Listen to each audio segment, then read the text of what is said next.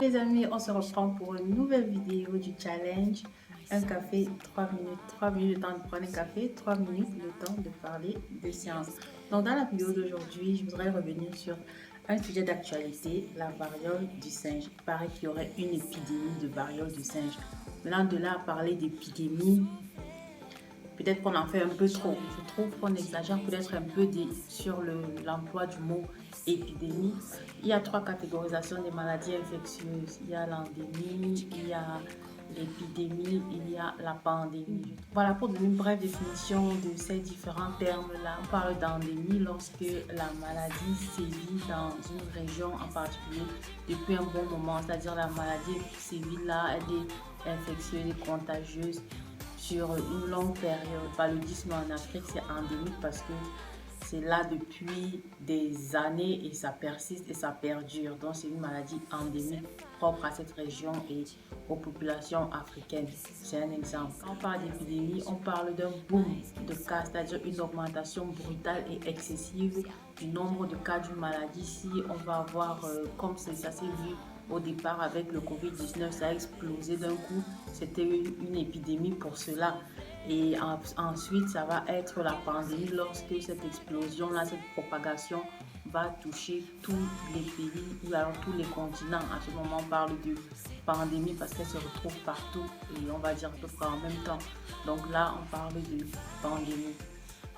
Mais là, parler d'épidémie pour les cas de variole du singe, je trouve que c'est abusif parce que jusqu'ici, il n'y a que quelques rares cas faiblement représentés et juste dans quelques pays. De là à parler d'une explosion brutale de variole du singe, non, non, non, je crois qu'on est en train de se faire des petites frayeurs comme avec le Covid-19, à croire qu'on y a pris goût. Mais là, on est en train de dire que la variole du singe est en train d'évoluer vers une épidémie. Un premier cas a d'abord été détecté récemment, c'est-à-dire en mai 2022 au Royaume-Uni.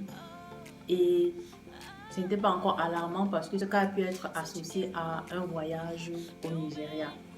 Donc, ce n'était pas trop inquiétant. Mais d'autres cas ont apparu un peu partout en Europe. Et ce qui a affolé un peu ou qui fait un peu peur dans ces nouveaux cas qui sont apparus, c'est qu'il n'y a pas eu d'antécédent de voyage. Parce que normalement, la variole du singe est recensée comme une maladie, c'est-à-dire une maladie de l'Afrique noire. Le plus inquiétant avec cette épidémie de la variole du singe, cette fois-ci, c'est que les cas qui ont été détectés, les cas qui sont en présence effective actuelle, ne sont pas associés à des antécédents de voyage. Pour la dernière épidémie qui était en 2017, les 6 cas apparus un peu partout aux États-Unis, ailleurs, étaient tous en Allemagne et tout ça, avaient tous été liés au fait qu'ils avaient voyagé. Donc, ils ont contracté ça en chemin quelque part. Et surtout que c'est une maladie qui a toujours été associée à la RDC, au Nigeria, les pays de cette zone. Voilà. Jusqu'ici, ces nouveaux cas inquiètent parce que le mode de transmission se limitait de l'animal à l'homme. C'est ce qu'on appelle ça une zoonose. Ça se limitait de l'animal à l'homme. Mais là, étant donné que les nouveaux cas n'ont pas voyagé, n'ont pas été en contact avec quelqu'un venant des régions mères, des régions foyers, c'est de plus en plus inquiétant parce que ça montre un nouveau mode de transmission de cette maladie-là. Et le mode de transmission ici s'avère être d'homme à homme. Du coup, il a été ajouté au mode de transmission de cette maladie. Voilà, les contaminations par échange de fluides corporels, que ce soit la salive, la transpiration par les rapports sexuels. Voilà une nouvelle forme de transmission. Et ça, c'est assez inquiétant. Mais maintenant, quelles sont les mesures prises? Il y a juste quelques cas pour l'instant, donc ce n'est pas une épidémie au sens large du terme. Du coup, ça va être géré par vaccination en anneau. Donc, le principe de la vaccination en anneau, ce n'est pas comme il y a juste quelques cas isolés. La vaccination en anneau consiste justement à restreindre ces cas-là, c'est-à-dire créer un anneau autour de la personne qui est contaminée. Donc, si on détecte un cas ici, on cherche toutes les personnes autour de lui qui ont pu être en contact avec ce cas-là et on les vaccine. Rien que elles, rien que ces personnes qui ont été en contact avec ce cas malade. C'est ça la vaccination en anneau. Donc, on va ainsi circonscrire cette épidémie-là au cas par cas.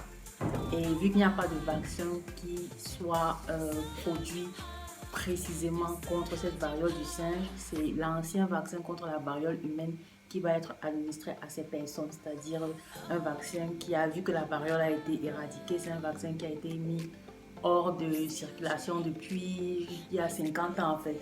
Donc les personnes qui sont âgées aujourd'hui de 50 ans et plus ont certainement reçu ce vaccin, mais tous ceux en deçà de là n'ont jamais reçu le vaccin de la variole parce qu'il n'y en avait plus besoin en fait. Et du coup, les discussions sont en train de voir est-ce qu'il ne faudrait pas que ça revienne ou bien dans les labos, est-ce qu'on ne devrait pas déjà chercher un vaccin spécifique pour la variole du singe. Donc voilà le petit thème que je voudrais aborder aujourd'hui. Où est-ce qu'on va? Est-ce qu'on tend vers la nouvelle pandémie? Je ne crois pas parce que je pense qu'avec cette méthode de vaccination en anneau, ça va être vite circonscrit, surtout qu'il n'y a pas autant de cas que ça pour l'instant. Et donc, voilà, on espère que ça va être tué dans l'œuf. Voilà, on se reprend demain pour une nouvelle vidéo. Merci de regarder les vidéos tous les jours. Merci de participer au challenge Un café 3 minutes.